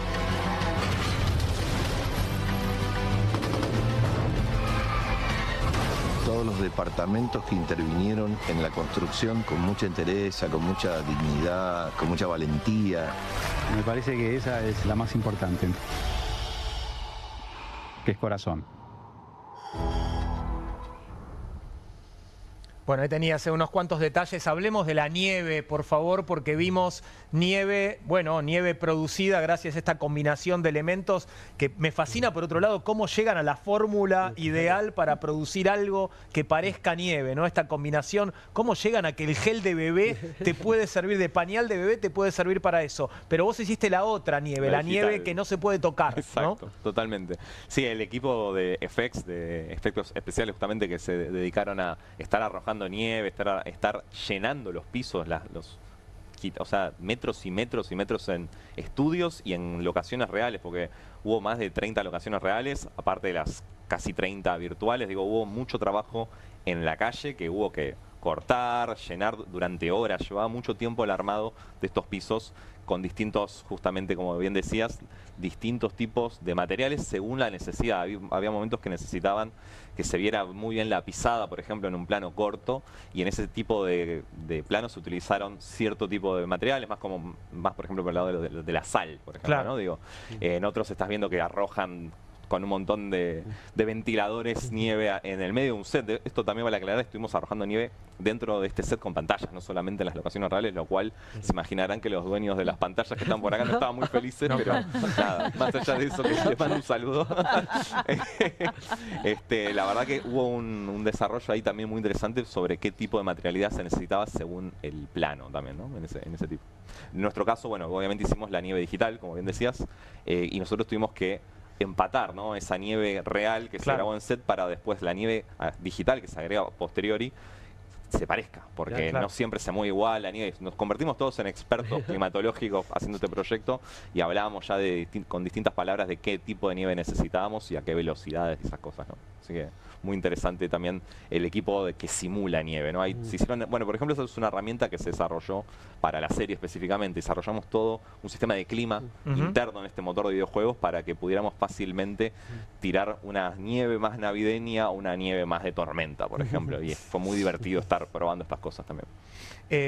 ¿Y qué pasa con tener una serie tremenda como es esta en este contexto tan particular que vive la industria audiovisual en nuestro país? Es un doble, ¿no? Es una doble sensación porque por un lado hay mucho orgullo, estamos muy contentos de lo que está sucediendo, pero estamos entendiendo también la realidad del resto de los trabajadores, que no es tan agradable como estamos justamente charlando antes. En lo personal, la verdad que se siente un orgullo, esa es la palabra que estuvimos hablando y utilizando todo el equipo esta semana, que podamos ser vistos de esta manera en el mundo. Estamos teniendo realmente muy buena repercusión a nivel internacional. Hoy, digamos, justo el mapa que mostraban antes me hizo acordar uno que vive de la tarde con mismos colores rojos y verdes y todo eso, donde fue visualizada la serie, y la verdad que Latinoamérica fue un éxito arrollador, pero también en Europa, por ejemplo, lo cual nos sorprendió bastante, y está ingresando también a Estados Unidos. Hoy era, creo que la cuarta serie más vista, por ejemplo, en Estados Unidos. Salió o sea que, una crítica en el New York Times, o sea, totalmente. Cualquiera que lea el New York Times ve la crítica al Eternauta y dice, la quiero leer. Y además dicen que el Eternauta en inglés está a $350. Sí, si leí la nota. Sí, wow, la increíble. O sea, subió el precio. Sí, es imposible de conseguir. Era una edición ¿Lo estará fabricando China? Sí, hay una edición muy buena china del Eternauta, de hecho, vale aclarar, ¿eh? También se hizo hace poco. Y es re loco también que, bueno, que Estañaro, que salió con Pisa, Birra y Faso, digamos, y que fue también con mucha guita del Inca, ¿no? También con fondos privados, y que la rompió en un montón de festivales. Bueno, es un clásico generacional, ¿no? Él recién que decía, para mí era un sueño, me tatué esto a los 18, y él diciendo esto era inaccesible en ese momento, no todos los saltos que tiene. Pero también me quedé pensando en lo que decías de que te llamaban 2020 en medio de la pandemia. Yo me acuerdo de la ciudad de Buenos Aires vacía, y cuando miraba esto también pensaba, ¿no? Como esos escenarios reproducidos en el game, en el jueguito. Sí, había una cuestión ahí medio, o sea, compleja, ¿no? Digo, no es algo simple estar en ese momento, tener que salir a escanear la ciudad, no era algo, los permisos, digo, no eran tan simples. Las primeras veces fue más trabado, obviamente, de manera lógica, pero una vez que se abrió un poco más la pandemia, obviamente fue mucho más simple acceder a poder escanear la ciudad, que a nosotros, mientras menos gente haya y mientras menos autos circulen, favorece el escaneo, obviamente, así que se trató de aprovechar ese momento para escanear todo lo posible, ¿no? Desde ya. No hemos hablado todavía del elenco, que la verdad es impecable. Digo, las actuaciones creo que realmente son como muy conmovedoras y tienen ese sello muy argentino, ¿no? Yo quiero detenerme, y sin spoilear, en escenas de partidas de truco. Yo creo que las partidas de truco realmente son algo que no vas a encontrar en ningún lugar del mundo como los encontrás acá, ¿no? Totalmente, nos reíamos bastante de la producción de qué dificultad deben haber tenido los que tradujeron esto a los más de 20 idiomas, más o menos, al chino, para representar esa escena donde encima hacen unos chistes también con doble sentido, que debe ser muy compleja la traducción en ese sentido. Pero sí, algo que remarco de esta producción es que se trató siempre de remarcar lo autóctono, ¿no? Lo que se hace acá, y lo tratamos de plasmar en un montón de detalles que la gente quizás va a ir encontrando a lo largo de los capítulos, pero hay muchos detalles para remarcar que esto es argentino, ¿sí? Y creo que quedó bastante bien. Y también hay guiños a la obra de Stagnaro. Vos te referías un poco a eso, y creo que la serie también los tiene, ¿no? Digo, con la elección también de algunos actores que tal vez tienen apariciones relativamente fugaces, pero en los diálogos, ¿no? Yo creo que claramente, bueno, ahí se nota el sello del autor, ¿no? Totalmente, o sea, hay ciertos guiños claramente, y bueno, los fanáticos de Ocupas me imagino que los van a ir encontrando, no hace falta spoilearlos, tal cual. Bueno, Ariel Staltari fue uno de los guionistas, también vale aclarar, que fue un personaje clave justamente en Ocupas. Y yo creo que Ariel tiene una especialidad en trabajar sobre los diálogos, ¿no? Sí, aparte es una persona maravillosa, estuvo presente en un montón de momentos, obviamente, a lo largo de la serie. Y hace poco, cuando estábamos cerrando ya los últimos planos de efectos visuales, recuerdo que vino a ver en lo que llamamos los tech checks, que es cuando se revisan plano a plano para ver si están funcionando bien, y se fue maravillado con unas palabras de amor por todo el equipo, que la verdad que lo A ver si cambia el meme, viste que tiene el meme ese de sí, estoy laburando. A ver si ahora sale un meme nuevo que nos reemplace, porque ya estoy cansada de mandar ese. A ver, creo que tenemos la escena, una de las escenas del truco, y la tenemos en más de un idioma. A ver cómo es. Did you hear that? I heard that, did you? I thought I heard Envito. Escutou errado. Era real Envito. Envito wa uso daro? Je sais que tu bluffes. T'as rien du tout. Non, j'ai rien, t'as raison. À part des couilles pour tenter le gros coup. Ha salvato dalla campanella. Guarda che ti ho sentito, Provate. Envito. Did you hear that? I heard that, did you? I thought I heard Envito. Escutou errado. Era real Envito. Envito wa uso daro? Je sais que tu bluffes. T'as rien du tout. Non, j'ai rien, t'as raison. À part des couilles pour tenter le gros coup. Ha salvato dalla campanella. Guarda che ti ho sentito, Provate. Bueno, qué impresionante. El Tano, qué bien que está el Tano. Es igual a nosotros, ¿no? Impresionante, gran actor. Bien, ¿para cuándo? Vos que a ojo, que 4 años hay que esperar, ¿cuánto? No, es mucho 4 años. Mucho menos, y nada, estamos todos también muy ansiosos de empezar a producir esta continuación, que va a ser asombrosa, espero, por las cosas que sé pero no puedo contar, pero la verdad que más allá de lo que suceda, ya lo que sucedió esto hoy y ayer fue una locura a nivel internacional, y para todo el equipo nos estuvimos juntando hacer eventos con la excusa de poder hablar de lo que nos está pasando a todos. Y la verdad que nada, le mando un saludo obviamente a todo el equipo que hizo una cuestión épica. Esto realmente fue una épica que técnicamente cuando arrancamos a hacer esto no parecía viable, y acá estamos hablando de lo bien que salió, así que nada, es un sueño realizado en ese sentido. Un relato épico y una épica de la producción también, ¿no? Perdón, ¿se imaginaba en este nivel de éxito? Personalmente no tanto. Hoy, por ejemplo, vimos un tweet, bueno, ayer creo que Alex de la Iglesia hizo un tweet muy hermoso, las palabras que dijo. Hoy, por ejemplo, un japonés muy conocido de la industria de los videojuegos, se llama Hideo Kojima, hizo un posteo, con el póster en japonés, y a mí esas cosas son las que a mí me están sorprendiendo de a dónde está llegando, ¿no?, la serie a través de la pantalla de Netflix. Esto recién empieza, Ignacio. Felicitaciones. Muchas gracias. Y muchas gracias por haber estado con nosotros. Hacemos una pequeña pausa y continuamos con Comunistas en la pantalla de Bravo TV.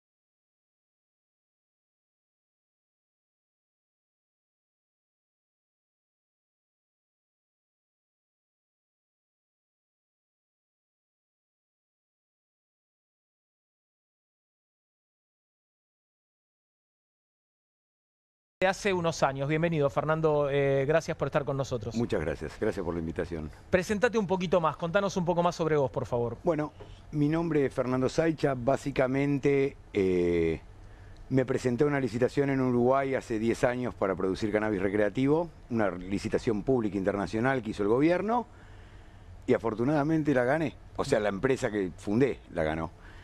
Y eso empezó el camino que seguimos hasta hoy para tratar de legalizar esto en la mayor cantidad de... Yo soy argentino, vivo acá. Se dio primero allá, pero bueno, hace unos años que estamos peleándola para que se pueda hacer acá. Esto, al final de cuentas, es un negocio. Claro, es un negocio, es una industria. Es una industria que no solamente, que no se limita al consumo recreativo de cannabis, sino que tiene un montón de otras aplicaciones. Tiene un montón de otras aplicaciones y para mi manera de ver, de hecho el gobierno uruguayo lo hizo así, la primera licencia que dio fue para cannabis recreativo, a pesar de que se vendía en la farmacia, se sigue vendiendo hasta hoy. Pero era recreativo porque era una cosa que ya estaba presente en la sociedad y que no tenía ningún sentido esconderla con todos los problemas que trae, que es lo mismo que pasa acá. O sea, ya hay sustancias de uso recreativo, el alcohol, qué sé yo, algunas otras que no están, bueno, algunas no son recreativas, pero son de uso masivo, cuasi recreativo, que no están prohibidas. Y esto no es peor que ninguna de esas cosas, al contrario, es mucho más beneficioso en un montón de aspectos. Algo importante que pasó acá es que no es solo medicinal el uso, sino que es medicinal y o terapéutico, eso es lo que dice la ley. Lo que permite ya estás hablando de la ley argentina. Claro.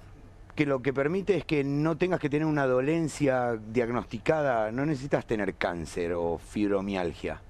Puedes tener ansiedad o puedes tener insomnio. Para tener tu registro, claro. A eso te referís. Pero claro. Estamos frente a un retroceso igual en estos tiempos con respecto a la distribución de registros, al acceso a los registros. Hay una revisación de los registros entregados. ¿En qué situación estamos? Hay un intento de retroceso. El intento de retroceso nace de las declaraciones de algunos funcionarios públicos que dicen vamos a parar todo y revisar todo, que queda en palabras, no hicieron nada de eso. La verdad es que yo, sin ser abogado, trabajo con abogados, con ingenieros agrónomos, o sea, esto es una actividad multidisciplinaria realmente. Y lo que sucede es que lo que hay es un palo en la rueda gigante en un montón de aspectos.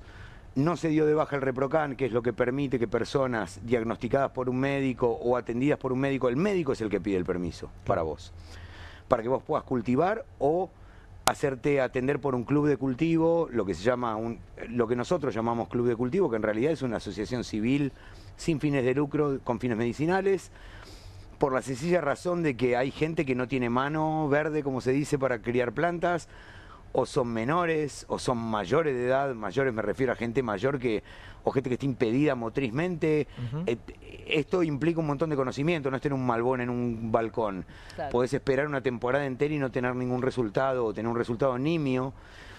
Y si lo estás usando por un motivo médico, más que nada no podés correr ese riesgo o no sabés qué hacer. Si yo tuviera que fabricar mi propio ácido acetilsalicílico porque me duele la cabeza, no tendría ni idea. Esto es lo mismo. Existe la modalidad de autocultivo y si no, vos como autocultivador, teniendo el ReproCan, podés recurrir a una asociación civil a la que le delegás tu derecho de cultivo y ellos cultivan para vos. No se prohibió, no se fue para atrás de hecho, pero lo que hacen es, por ejemplo, no renovar los ReproCanes o no... Porque tienen un plazo, claro. Digamos, se vencen después de cierto plazo. Los primeros se vencían al año, que fue una cosa a la que no es que nos opusimos, que les dijimos que era un error al gobierno de la administración anterior, que fue la que lo implementó, que fue lo mismo que pasó en Uruguay, un poco por temor de no saber bien qué era lo que iba a pasar, fueron un poco restrictivos con la cantidad de THC que podían tener las flores que se vendían en la farmacia, lo que hizo que la gente que iba a la farmacia dijera, pero esto no es suficiente. Claro. Hay una larga lucha, perdón. El gobierno lo fue entendiendo y lo fue abriendo. Ahora hay variedades con alto THC en las farmacias uruguayas. De hecho, empezó con 2 variedades y ahora hay 5 o 6, creo que ya hay. Se incorporó una más hace poco. ¿Qué fue eso, en realidad? Ir subiendo el nivel de THC. Acá empezamos al revés, empezamos por la parte medicinal en vez de la recreativa, y lo que hacen es, los primeros reprocanes se vencían al año, las reválidas de eso se vencían a los 3 años, o los nuevos se vencían a los 3 años, y hay gente que está con el reprocan pendiente, después de haber hecho la reválida, hace 1 año y medio, desde que subió esta administración. Sí. Hay un discurso de la ministra de Seguridad, de Patricia Bullrich, respecto del reprocan, de la criminalización. En este caso, una cuestión que tiene que ver con un derecho que es el derecho a la salud, me parece, un derecho integral, ¿no? Un derecho al bienestar en general, digo, porque acá hay una larga, Fernando sabe más que yo de esto, pero hay una larga lucha que han dado las madres con hijos con epilepsia refractaria, etcétera, digo, madres que no encontraban en la medicina tradicional respuestas a dolencias, a padecimientos, a enfermedades, y recurrieron efectivamente a lo que uno podría llamar terapias alternativas, pero que tienen que ver con algo del orden del bienestar general. Y también hay que decirlo, hay un gran negocio en Argentina de farmacéuticas, hay un gran negocio que no solo en Argentina, digo, no estoy descubriendo nada con esto, digo, me parece que también estamos ante un gobierno que en este punto en particular, digamos, frente a una política de derechos que inauguró o a la que le dio respuesta el gobierno anterior, con todas las falencias que tuvo el gobierno anterior, vemos efectivamente un ataque discursivo, pero también un ataque en cierto, como se criminaliza la protesta, se criminaliza a la opinión, libre opinión de periodistas, se criminaliza la disidencia y se criminaliza también algo que tiene que ver con el bienestar, creo yo, en general, a lo que hace a la salud de un modo integral, independientemente de la cuestión recreativa o de la cuestión, en este caso, medicinal y o terapéutica, ¿no? Hay algo acá que me parece que es un derecho que se ha conquistado en los últimos años. Hay una larga tradición respecto de esto. Aparte, cuando uno escucha por la TV las declaraciones, por ejemplo, de la ministra de Seguridad diciendo eso, la gente no lo sabe, pero uno que está más metido en el tema, la ministra de Seguridad sale a decir que van a prohibir todo y empezar de vuelta, cuando esto no es competencia del Ministerio de Seguridad, sino del Ministerio de Salud, por un lado. Por otro lado... Igual tenemos Ministerio de Salud. Hay secretaría. Eso, sí, claro. Hay secretaría. Claro, como la educación. Pero es raro, porque por otro lado, dicen esto por un lado, y por otro lado hay documentos que nosotros hemos encontrado o hemos recibido anónimamente, donde el gobierno explora las opciones económicas que les puede dar el cannabis. Eso sale del Ministerio de Economía, o sea, tiene los logotipos. Porque hay un potencial económico en la industria del cannabis muy grande, ¿no? Sí, enorme, enorme, no solo la parte medicinal, sino la recreativa. De hecho, hay un estudio que hizo la Universidad de La Plata, acá hace un par de años ya. Se hizo una encuesta con un muestreo así absurdo, 65.000 muestras, una cosa así, desde Jujuy hasta Tierra del Fuego. En base a eso, la administración anterior y la actual, porque yo vi los documentos donde lo sostienen, prevén un mercado de 500 millones de dólares interno, se preveía para el año 2025, y de 50 millones de dólares externos de exportación. No, 50 de exportación y 500 de consumo interno.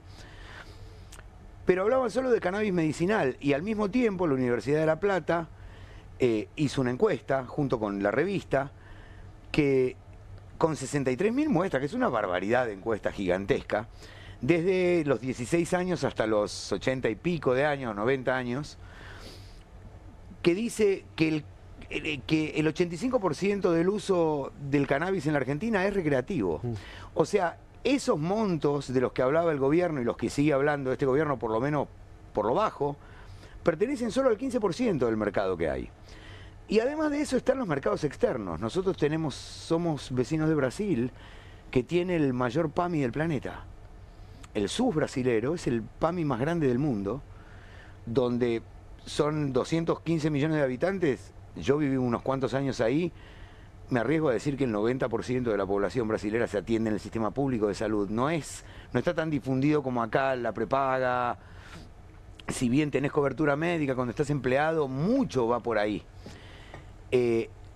Aún siendo administraciones de derecha, como fue la de Bolsonaro, o Tarciso, que está de gobernador de San Pablo, que era un bolsonarista de la primera hora, sucede que el gobernador tiene un nieto que es autista o que tiene un trastorno del espectro autista y que tomó el aceite.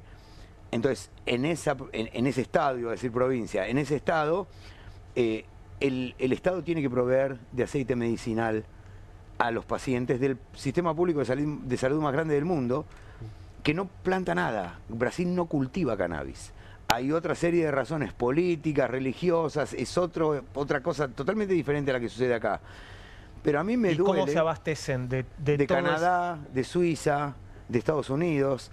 Lo que es ridículo, están al lado nuestro. O sea, y bueno, en la administración anterior, en las reuniones que hemos tenido, como con el estudio de abogados con el que tratamos de impulsar esto, o asociaciones civiles o ONGs que han intervenido en la legislación del ReproCan o en consultorías técnicas de cómo hacer esto mejor, qué sé yo, habiéndolo hecho hace tantos años en Uruguay, ya había una experiencia, y ya pasaron 10 años, entonces lo que dicen, no, pero esto es la puerta de entrada. No es la puerta de entrada de nada, hay hasta menos violencia intrafamiliar en el Uruguay. Las estadísticas no mienten, y lo estamos desaprovechando. Lo desaprovechó la administración anterior, si bien promovió todo lo que promovió, no solo el ReproCan, sino el ARICAME, que vendría a ser lo que es el IRCA en el Uruguay, que es la agencia que da los permisos para producción comercial medicinal, porque acá recreativo todavía no hay, pero para exportación. Estamos perdiendo todo eso de la mano de un gobierno que, si bien yo no comulgo con las ideas, dije, bueno, algo de bueno tienen que tener, van a abrir la economía, vamos a poder exportar y trabajar. Bueno, totalmente al contrario. Lo que hicieron fue intervenir el ARICAME. Es gracioso porque la intervención del ARICAME dijo que nada se va a poder hacer acá con cannabis medicinal, y entiendo que tienen parientes directos que lo hacen, que son colegas míos en Uruguay y exportan esto medicinalmente. Entonces no sé bien qué es lo que está pasando. La cuestión es ideológica en Argentina, entonces la objeción desde el poder es ideológica. Con esto que te acabo de decir, quizás haya un poco más que eso. Quizás haya, no lo digo por el gobierno entero, pero haya personas que tengan parientes cuyos intereses se vean afectados si esto se abre acá. Ok, les conviene seguir produciendo afuera, digamos. Claro, eso por un lado. Y a ver, no quiero hacer una denuncia pública, pero Google, y si no querés, con la inteligencia artificial, son 5 minutos para enterarte de todo esto. Y más allá de eso, se pierde una oportunidad del país. Tenemos una gran oportunidad de hacer esto, no solo en el aspecto medicinal, sino en el recreativo. Hay, a ver, el último cálculo en California es de una generación de $5 billones en un año. Es una industria gigantesca que nos vendría bárbaro, que da un montón de trabajo, a diferencia de otras actividades agrícolas. Acá es muy intensiva la mano de obra.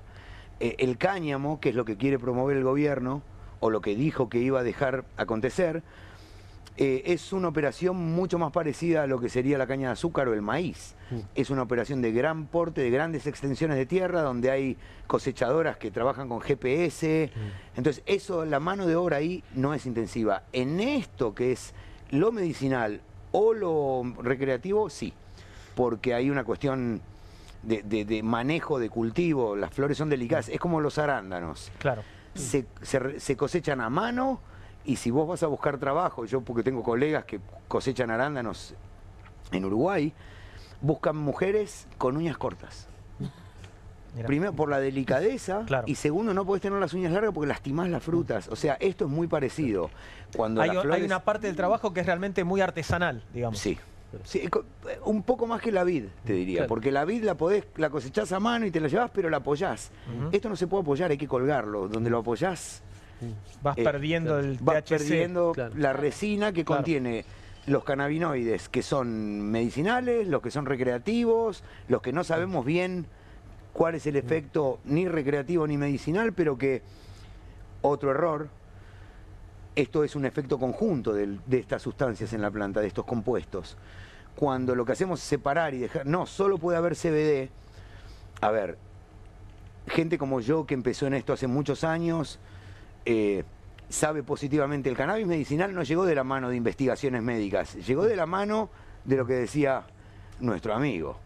El saber popular fue lo que se dio cuenta de que servía para las náuseas en una quimioterapia, lo que hacía que la epilepsia refractaria, los ataques epilépticos se frenaran en segundos. Esto lo descubrió la gente, no lo descubrió primero la ciencia.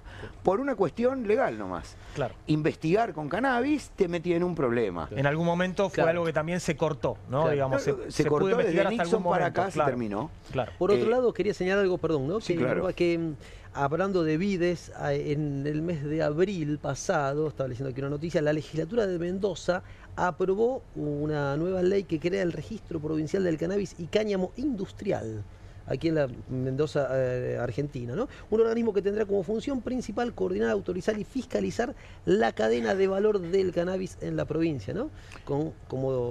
Hay varias notas en distintos medios a propósito de esto, que fue una ley que aprobó la legislatura mendocina, impulsada por el gobernador Cornejo, ¿no? Es decir, por el Poder Ejecutivo de Mendoza, para incentivar la industria en una provincia que, efectivamente, desde el punto de vista industrial, desde el punto de vista de las vides, de la producción, de la exportación, es de las provincias ricas de la Argentina, uno podría decir, ¿no? Y desde el punto de vista turístico, es la principal industria de la provincia.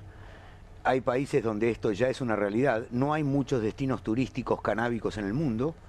Podés tener California. Europa está un poco complicado porque si bien el eje Ámsterdam-Barcelona funcionó durante muchos años, nunca fue legal.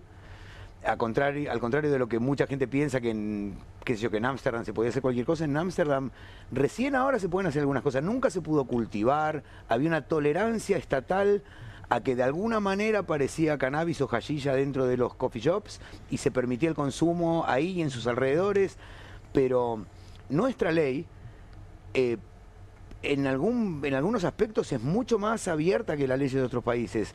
Que el Instituto de la Semilla, el INASE argentino, haya permitido el registro de cultivares creados en el país o de afuera, es una cosa prácticamente inédita. Esto abre un montón hay un montón de cuestiones técnicas de mercado.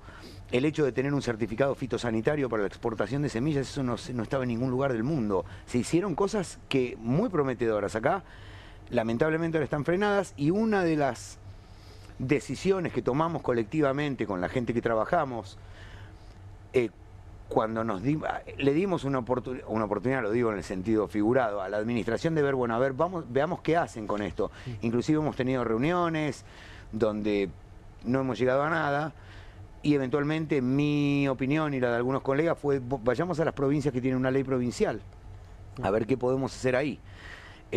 Siendo que el problema acá es lo federal, con esta administración dijimos, bueno, van a dejar a las provincias hacer lo que quieran hacer cada una, son autónomas, se tienen que arreglar con sus fondos, entonces bueno, sus fondos provendrán de donde la provincia decida, y esto no es nuevo. Mendoza tenía una ley hace 4 años ya, y venimos yendo hace 4 años, pero otra vez, quizás un poco por temor, un poco por prudencia extrema o sobrevalorada o sobregirada, lo intentamos la primera vez hace 4 años que ya había una ley provincial. Yo me sentí bastante cómodo porque había, cuando vos mirabas los instructivos para presentar la documentación, había una similitud evidente con los requisitos en el Uruguay. Entonces fuimos con un proyecto hecho a pedir una licencia. La pedimos, o sea, la llegamos a presentar todo para pedirla, pero cuando empezás a mirar la letra chica, y esto lo digo porque Julián nos cuenta lo de la ley que estuvimos ahí en la Mendocan, que es una expo que se está haciendo hace unos años ya. Lo que pasó en la primera ley que hubo, que hace 4 años, era que la reglamentación era tan restrictiva, no con cosas que tengan que ver exclusivamente con o específicamente con el cannabis. No se puede tener el cultivo sobre una ruta provincial, no se puede tener el cultivo sobre una ruta nacional, no se puede estar a tantos kilómetros de una escuela, no se puede esto, no se puede aquello. Cuando nos dimos cuenta, teníamos que poner las instalaciones del campo en un lugar donde no había líneas de colectivo, porque estamos en el medio de la nada, donde no tenemos cómo hacer para que lleguen los trabajadores, porque no hay transporte público en el lugar tan remoto. No parecía una herramienta de promoción de la industria para nada. Es que yo creo que lo hicieron, fue sin querer, no fue una cuestión de restringirlo para que no suceda, sino de un poco de temor. Yo creo que hay que mirar al Uruguay y a otros países. Bueno, es que a nivel país solo Canadá, Uruguay y ahora Tailandia, pero Tailandia es una cosa rarísima, lo han legalizado, y bueno, esta nueva ley que promulga la provincia de Mendoza está pendiente de reglamentación ahora. Bien. La ley está bárbara, dice todo lo que se va a poder hacer, no dice cómo, eso viene en la reglamentación, y es ahí donde tienen que afinar el lápiz para no volver a cometer el mismo error. La ley ya estaba mal reglamentada, era tan restrictiva que era, no por una cuestión de orgullo o de lo que era económicamente inviable. Yo me tengo que dar vuelta como mentor de un proyecto que ata puntas, la punta estatal con la legislación, la experiencia que yo tengo y un inversor que puede ser nacional o extranjero, yo le tengo que explicar en qué vamos a gastar y cuáles son los gastos. Cuando esto se va de madres económicamente porque tenemos que tener seguridad ahí porque estamos lejos de todo y la seguridad normal que se puede usar no está disponible. Cuando tenemos que tener de repente un vehículo porque si hay un accidente de trabajo es muy lejos para llegar y lo tendríamos que llevar. Todo eso cambia la ecuación y hace que se desista. Estamos en los albores de una industria muy potente que no tiene ningún riesgo, la verdad, ya lo hemos visto en otros lugares del mundo y lo que estamos intentando es llevarla adelante. Tengo una duda, un planteo para hacerte y tiene que ver con los clubes de cultivadores. Sí. Desde mi observación, desde mi experiencia, lo que digo, quisiera bregar por una democratización del uso recreativo del cannabis, porque tengo la sensación de que los clubes de cultivadores se han convertido en usinas de marihuana para ricos. ¿Vos lo decís por el precio? Sí. Es que en realidad el tema es el siguiente. Tener un club, vulgarmente llamado club, nosotros le decimos club, es una asociación civil sin fines de lucro. Empecemos por ahí. Si yo hago el cultivo en un galponcito, en algún lugar remoto de la provincia de Buenos Aires, y no tengo sede social, lo que la ley nos permite es que si nosotros somos socios de esta asociación civil, lo que tenemos que hacer es tomar los gastos, lo que tuvimos que usar para alquilar este lugar, para llevarlo a cabo y para obtener la medicina que vamos a repartir entre los socios y prorratear los gastos entre todos. Si gastamos N cantidad de pesos, lo dividimos entre la cantidad de asociados y con eso se pagan los gastos. Ahora, la ley en ningún lugar especifica qué tipo de fertilización usar, qué técnicas usar, el tamaño del cultivo. Si lo pones en un segundo piso de un petit hotel en Recoleta, el alquiler es una cosa, un galpón en Merlo es otra. Entonces, si yo no tengo una cantidad, el límite de la cantidad de asociados es de 150. Cuanto más asociados tenés, más barato es el costo, porque el alquiler es el mismo, el lugar que tenés es el mismo. Cualquier asociación civil, si tuviera esta sala, lo que va a hacer es llenar la sala. Si no puede por una cuestión económica es porque faltan luces, son equipos caros ya a esta altura, porque son muy específicos. Cuanto más socios tiene una asociación civil, que puede tener 150, más barato el costo. Ahora, si vos vas a hacer el ReproCan y te queda pendiente para siempre, y no hay gente con ReproCan nuevo, o viene gente y me dice yo quiero ser socio y no le dan el ReproCan, ahí ya tenemos una limitación. Una limitación, porque lo que te da derecho a ser socio y a venir y a llevarte tu cannabis, o a que te lo enviemos, o a consumirlo, o a llevarlo, subirlo en un avión, en un barco, en un ómnibus, y que te lo no que te lo encuentren, que te pregunten qué es y se lo digas, les muestres el ReproCan y sigas de largo, es que el ReproCan esté vigente. Claro. Si no está vigente, menos socios, menos gente puede entrar en el sistema. Eso es lo que pasa. Igual también, como te digo, es como un restaurante. Hay restaurantes más baratos, hay restaurantes más caros. Lo que vos tenés que es prorratear eso. Claro. Pensaba, bueno, ahí es donde está la pausa puesta por esta administración, la pausa de los ReproCan, ¿no? Ahí es donde no te lo estoy renovando, no te doy nuevos, ahí es donde se ha detenido de alguna manera este progreso. Se detuvieron varias cosas. No están renovando los que están vencidos, no están dando los nuevos. Hemos tenido casos con la gente que trabaja en derecho, con la que hacemos este colectivo en nuestro. Acá hay, de alguna manera, lo voy a decir así, suena medio feo, pero hay facciones. Hay gente que piensa una cosa y gente que piensa otra. Qué sé yo, está, podríamos decir, la escuela de Mama Cultiva, que tiene una manera de ver todo esto. Hay otras diferentes. No son un montón, pero son algunas. Nosotros lo que hicimos fue empezar a entrar. La ley que te dice, si vos tenés un trámite pendiente en el Estado y el Estado no responde, vos tenés derecho a pedir un amparo judicial porque no te están respondiendo. Nos ha pasado de pedir el amparo y el juez le dice al Ministerio de Salud, den el ReproCan, a una persona, no es colectivo, y de repente se lo dan, sale de la pendencia y dice aprobado, y una semana después vuelve a la pendencia en el sistema. Entonces ahí ya no sabemos si tenemos que ir a decirle, señor juez, lo están tomando de tonto, o dicen, no, fue un error técnico, el software.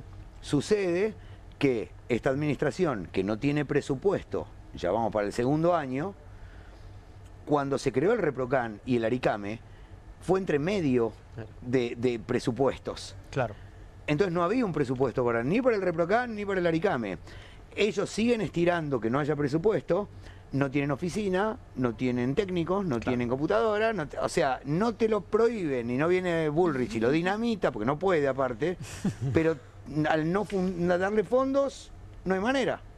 Última pregunta, breve, señor. te pido la respuesta. Sí. ¿Qué pasa con la persecución a los usuarios? ¿Volvió? ¿Se recrudeció? ¿Nunca se fue? ¿En qué situación estamos con eso? Yo creo que estamos más allá de la rompiente ya. Hay casos puntuales donde se pasan de listos, donde hacen algo que no pueden hacer. Encuentran a alguien con el ReproCan y le confiscan el cannabis, que es su medicina, cuando no pueden. Pero esos son casos puntuales. Es o agentes de la ley que no se enteraron, o alguna fiscalía que está medio en contra. A nosotros nos pasó en Uruguay, nos pusieron un batallón de la Guardia Republicana a cuidarnos y el tipo que lo comandaba estaba en contra. Tuvimos un montón de problemas. Pero yo creo que a esta altura ya es conocido que existe un ReproCan, y en muchos casos, si se pide una investigación o antes de pedir un allanamiento, me consta que la fiscalía primero se fija si no hay un club o si no hay un usuario de ReproCan.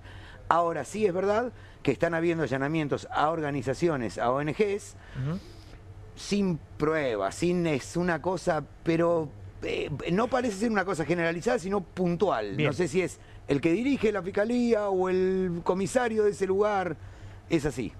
Hemos llegado al final de Comunistas por esta semana. Les voy a pedir que se tomen unos segundos para despedirse a cada uno de mis camaradas, empezando por Julián Fava. Bueno, queridos compañeros, compañeras, llegamos al final de la semana, en un mes de mayo en el que se avecinan más conflictos sociales, y desde este lugar seguimos bregando y tratando de construir un sentido del orden de la palabra pública que tenga que ver con no naturalizar la mercantilización de la salud, no naturalizar la mercantilización de la educación, no naturalizar la mercantilización de cada una de las esferas de la vida cotidiana, porque hacia eso nos lleva este discurso y nos llevan las políticas de hambre, las políticas de exclusión de este gobierno. Eugenia Michelstein. Sí, bueno, pensando en un gobierno que se dice libertario, a mí me gustaría pedir más libertad para elegir cómo nos curamos y cómo nos divertimos, más libertad para comunicarnos. Creo que al final todo tiene que ver con eso. Un gobierno que llegó prometiendo viva la libertad, carajo, está restringiendo nuestras libertades cada vez más. Qué linda noche, diría Andrés Calamaro. Mercedes de Alessandro.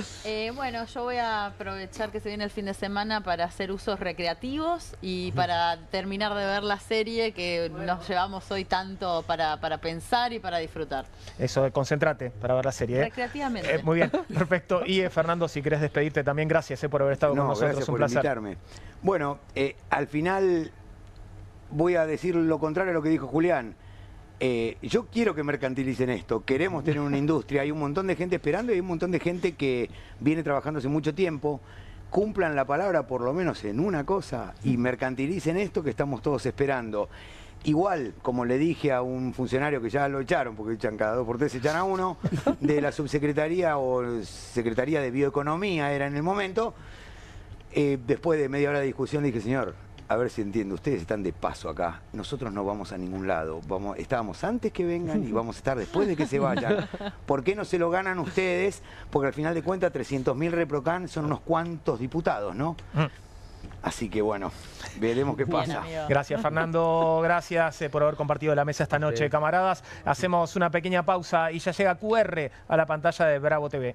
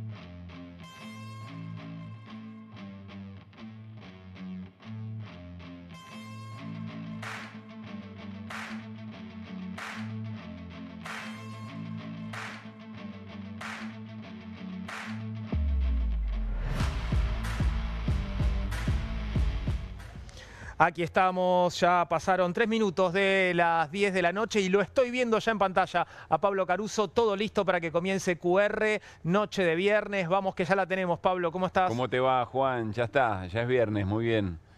Resuelto, ya me vi la serie completa, no te voy a contar nada, quédate tranquilo, Pablo. Me encantó la charla que tuvieron respecto del Eternauta. Vos sabés que estábamos por empezar a verla en casa y me dicen mis peques, dice, pará, porque en la escuela nos dijeron que primero tenemos que leer la historieta y que después veamos la serie, en todo caso. Entonces eso lleva a que también tengamos que hacer el mismo ejercicio, como para verlo un poco juntos, más allá de si es para chicos o no, pero algo está pasando que va mucho más allá, ¿no? De la buena factura además que tiene la serie. Sí, claro que sí, bueno, aparte es una serie, tremendamente argentina, ¿no? Sí. Es como, realmente es muy nuestra y es muy interesante lo que pasa entre la historieta original que tus hijos están por ponerse a leer y que vos vas a releer seguramente y la adaptación de la serie, porque realmente cambian muchas cosas, pero lo que cambia es muy interesante y lo que no cambia también, Pablo. Claro. Vos sabés que me llamó mucho la atención de las repercusiones, lo que más me impactó es un posteo en la red social X de Alex de la Iglesia, director, realizador extraordinario, de gran renombre. Mirá, y por lo que me contaste no lo habías visto. No, no lo había visto, ahí lo estoy leyendo ahora mismo, mirá. Visto los 6 capítulos del Eternauta, absolutamente brillante, modélica, me encantó eso. Y no solamente eso, sino también muy necesaria. ¿Por qué? Porque a partir del Eternauta va a ser posible hacer ciencia ficción de calidad argentina y en el mercado latino. Es ambiciosa, generosa, adulta, soberbiamente escrita. La sensación que he tenido al verla es la misma que tuve cuando leí el cómic. Y me parece muy importante esta repercusión por lo que dice y por lo que vos también mencionabas, ¿no? Por la argentinidad que por lo que cuentan tiene la serie, yo todavía no lo vi. Y además en este momento tan particular para la industria audiovisual en nuestro país, ¿no? Tan golpeada, tan despreciada por otro lado, ¿no? Tratada con un desprecio muy injusto, ¿no? Que esté pasando esto, creo que es una caricia para muchos, ¿no? Que tal vez la están viendo de afuera, porque tal vez, digo, hay muchos trabajadores de la industria audiovisual que no les tocó trabajar en la producción del Eternauta, ¿no? Pero que tal vez ven ahí una suerte de reivindicación, ¿no? Pero además, Juan, estaba leyendo algunos mensajes que al gobierno le va a costar mucho. Al gobierno, a quienes acompañan el mensaje del individualismo, del sálvese quien pueda, le va a costar mucho pelearse un poco con la idea general que tiene el cómic, que es la del héroe colectivo. Se ha hablado bastante sobre este tema. Entonces estaba escuchando a distintos militantes del oficialismo decir, ¿ves? Cuando hay una inversión privada, entonces salen estas joyas. Y eso me parece a mí, no sé qué pensás vos, pero es imposible pensar en las producciones exitosas, aún con el aporte de lo privado, sin creer que se hacen inferiores, que las inferiores se terminan haciendo en aquellas películas que tienen otro costado, que no necesariamente son comerciales, pero que van forjando actores, directores, técnicos. Eso no nace de un repollo, de algún lado efectivamente sale y ahí es donde el Estado. Me parece hasta loco que lo estemos discutiendo.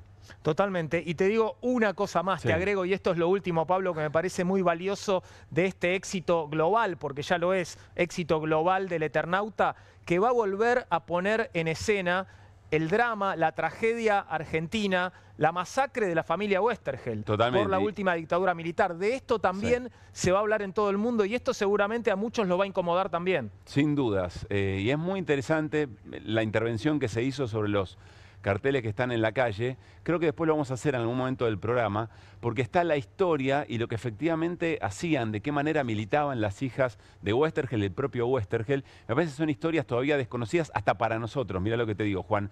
Así que eso a nosotros nos lleve a pensar sobre esas historias y que recorran el mundo, me parece que es ganancia por todos lados. Claro que sí. Bueno, el lunes hablamos sobre la serie cuando lo hayas visto. Dale. Un gran abrazo y buen fin de semana.